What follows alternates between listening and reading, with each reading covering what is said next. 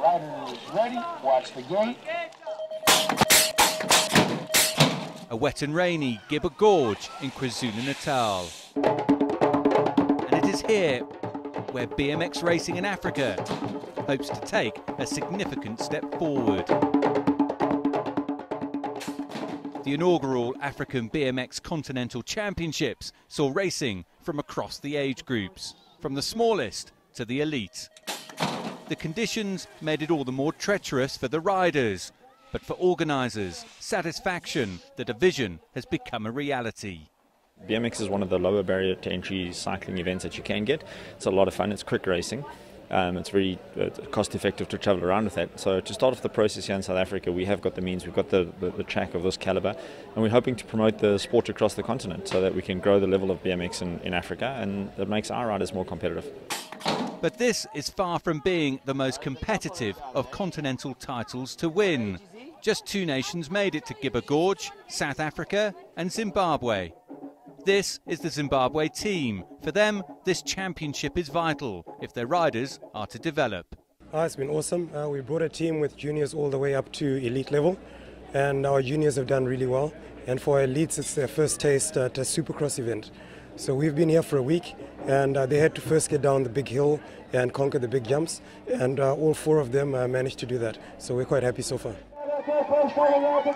Zimbabwe enjoyed some success in the junior races, but in the main events it was all South Africa.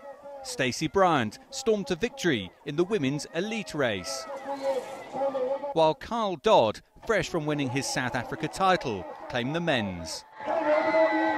If we can get as many countries to come to these kind of events, I mean, you could have a big race.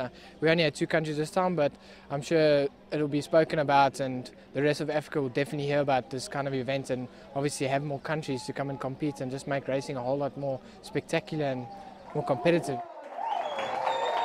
Critics may argue that it's a bit of a stretch to call this a continental championship, given only 2 countries showed up. But organisers are confident of significant growth in the coming years in Africa, and there's an Olympic benefit too. As South Africa, we try and go and get our guys ranked in the top 15 countries in the world so that we qualify for the maximum number of riders. And by doing that, it opens up the spot for the number 1 and number 2 ranked nations behind us in Africa to be able to send riders to Olympics. So this event enables those countries to get the points to be able to have a ranking on the African continent. And then the more countries that start taking place, the more countries we can qualify to get to Olympics. And that's really great for Africa. So we need that in Commonwealth Games, Olympic Games and World Championships.